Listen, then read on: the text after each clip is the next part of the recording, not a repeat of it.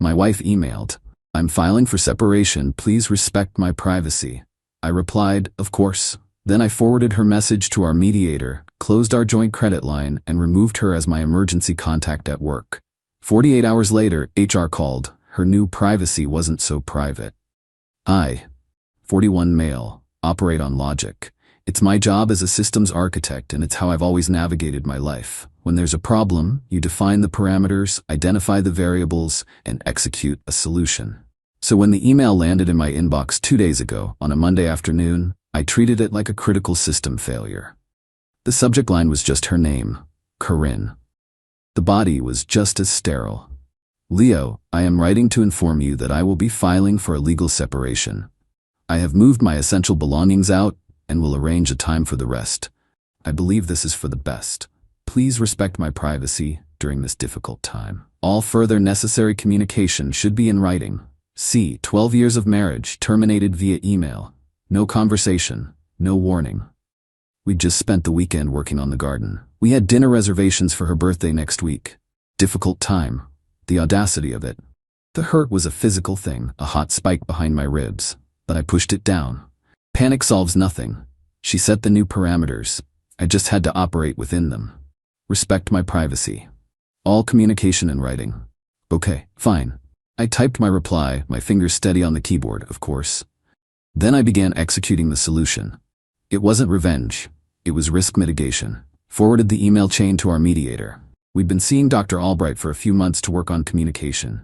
I guess Corinne decided she was done communicating. I added a simple note. "Dr. Albright, for your records, it appears our sessions are concluded. Best, Leo." This created a formal, time-stamped record of her initiating the end, on her terms. Closed our joint home equity line of credit, HELOC. We'd opened it for renovations years ago, but kept it active for emergencies. It had a $50 limit. R was now a defunct concept. I logged into the bank's portal and initiated the closure request. A massive financial liability, accessible by someone who just unilaterally severed our partnership, was an unacceptable risk. Updated my work profile. This was the most chillingly logical step. I went into the company's HR portal. Emergency contact number 1, Corinne. I clicked the little pencil icon, deleted her name, her number. Moved my father to the top spot. It felt like erasing a decade of my life in 3 clicks. She was no longer the person to call if I was dying. The system was updated. I worked for another hour, my focus absolute. Then I went home to a house that was subtly wrong. The closet was half empty. Her toiletries were gone from the bathroom. The silence was deafening. I felt nothing, just a strange hollow calm. She wanted privacy and distance. I was giving it to her. That was Monday. 48 hours passed in a blur of work and silence. Then this afternoon my desk phone rang. It was HR. "Leo, hi, it's Julianne from Human Resources. Got a minute?" Her voice was weirdly hesitant. "Sure, Julianne, what's up?" "We had a bit of a situation here. Corinne was in a meeting in our building. She consults for the marketing department upstairs, and she had a bit of a fall. Twisted her ankle pretty badly in the lobby." A beat of silence. I said nothing. "Well," she continued, "it was nothing life-threatening, but she was in considerable pain. Protocol is to call the employee's emergency contact in any medical incident. When her department head couldn't find one for her as a consultant, they saw she was listed as your spouse in your file and pulled your info. But you weren't listed as her contact, and she wasn't listed as yours. So we called her parents." I waited. Her mother was quite distressed. Apparently, they were unaware of any change in your living situation and were very confused as to why the company was calling them from a different city about their daughter's injury instead of her husband, who works in the same building. The new parameters were having unforeseen consequences. Her carefully curated privacy had just sprung a very public leak. "I see," I said, my voice perfectly level. "Thank you for letting me know, Julianne. I hope she's all right." "Right. Well, it created a bit of a scene. Her mother insisted on speaking with Corinne, who then had to explain things while on speakerphone with a paramedic standing by. It was all very awkward." Awkward. Yes. That was one word for it. She wanted to control the narrative, to handle her exit cleanly, privately.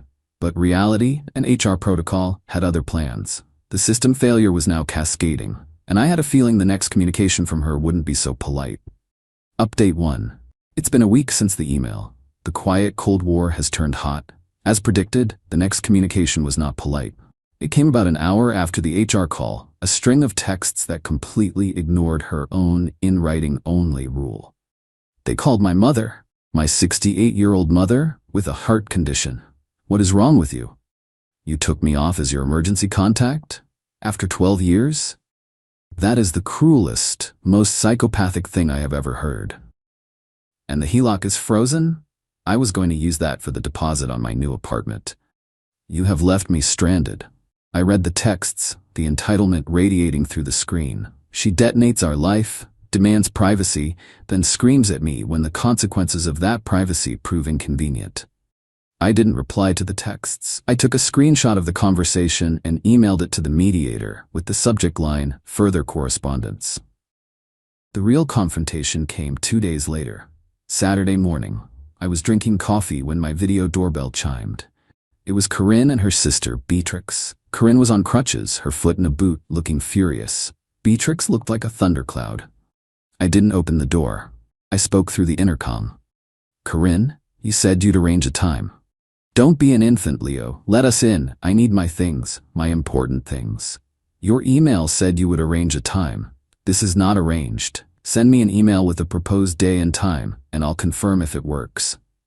Beatrix stepped forward, shoving her face toward the camera. "Stop playing games. She's injured because of you. She needs her winter clothes and her art supplies. You can't just keep her stuff hostage."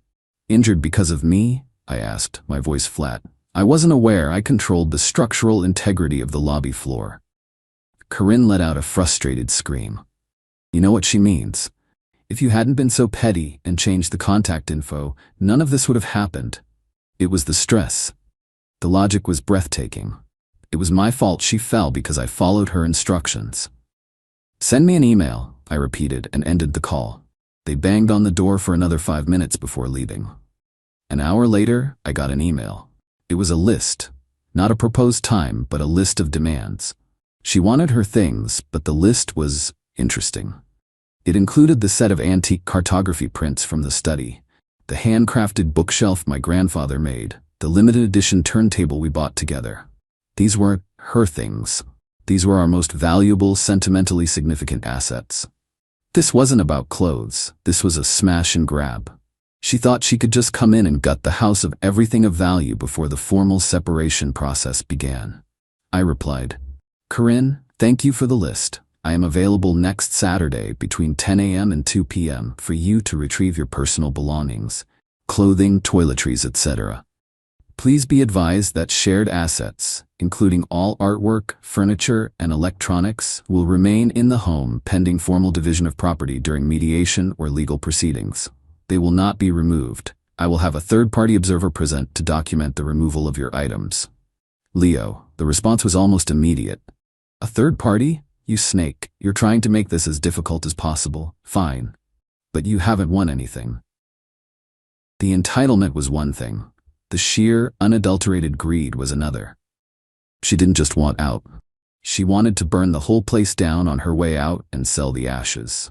The problem is, I designed the fire suppression system. Update 2. The day of the pickup was tense. My third-party observer was my friend Alan, a stoic accountant who agreed to come over, sit in the living room with a notepad, and just exist. His calm presence was exactly what I needed. At 10:05 a.m., a moving van pulled up. Not a pickup truck. An actual moving van. Corinne got out of the passenger side, still in her boot, followed by Beatrix, and then the driver got out. It was him, Gideon, a smarmy marketing VP from the consulting firm she worked with. I'd met him once at a company holiday party. He had that overly familiar toothy smile I instantly disliked. So this was it. This was the privacy she wanted to protect. I opened the door before they could knock. "Corinne, Beatrix." I nodded curtly at Gideon. "You're the muscle, I take it?" He just smirked. "Here to help Corey move her things." "Her personal things," I corrected, stepping aside. I had already packed her clothes, shoes, and personal effects into boxes and stacked them in the foyer. "Everything is here. Alan is observing to ensure a smooth process." Alan gave a little wave from the armchair. Corinne's face tightened. This wasn't the free-for-all she'd envisioned. "The prints from the study aren't here," she said, her voice sharp. "As per my email, shared assets remain," I said calmly. "They were a gift to me from my parents," she snapped. "They were a gift to us for our 5th anniversary," I countered. "I have the card, it's addressed to both of us. They stay." This is where it unraveled. Beatrix started sniffing around the living room. "What about the media console? Corinne picked that out." "And I paid for it," I replied. "It stays." Gideon, trying to play the hero, stepped forward. "Look, man, don't be a jerk. Just let her take what she wants, so we can go." "The things she wants are marital property, Gideon. I'm sure as a VP you understand the concept of assets. Unless you'd like your name formally entered into our separation documents as an involved third party facilitating the unauthorized removal of assets." His smirk vanished. He took a half step back. The threat of being legally dragged into this mess was a language he understood perfectly.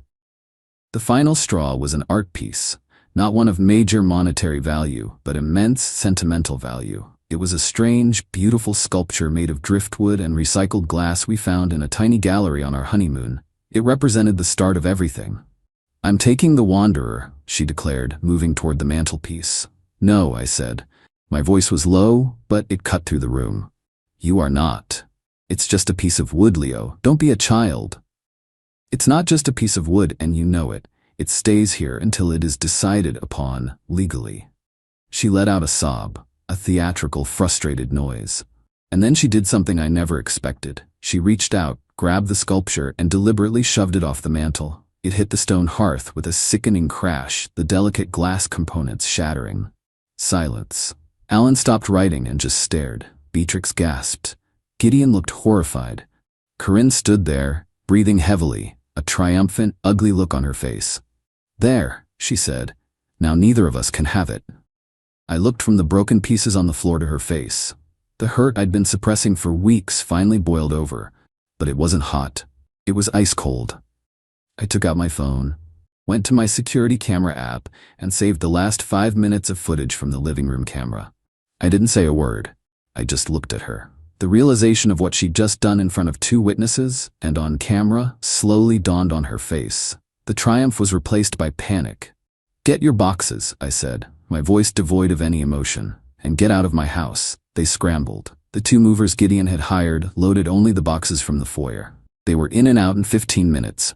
As they left, Beatrix turned back. "I hope you're happy, Leo. You destroyed her." "No," I said, looking at the wreckage of the sculpture on my floor. "She's just showing me who she really is, and I'm finally believing her." Final update. It's been 8 months. The divorce was finalized last week. The war of attrition is over, and the final landscape is not what Corinne or Gideon expected. The destruction of the Wanderer was the turning point. It wasn't about the object's value, it was about the incontrovertible proof of her malice. My lawyer presented the video clip during our first 4-way settlement meeting. Corinne's lawyer went pale. Gideon, who was providing her with financial support and legal funds, was advised to distance himself from the proceedings. The act was so blatantly destructive and vindictive that it poisoned her entire narrative of being a wronged woman seeking a peaceful exit. Here's how the dominoes fell. The assets, her stunt with the sculpture, cost her dearly. The judge in our pretrial hearing called her actions indicative of bad faith. When it came time to divide the assets, my side had all the leverage. She wanted to force a sale of the house. I was able to buy her out for a figure significantly lower than market rate, factoring in emotional distress and property damage from her little tantrum. She lost the antique prints, the turntable, and my grandfather's bookshelf. She was awarded only items that were verifiably hers prior to the marriage.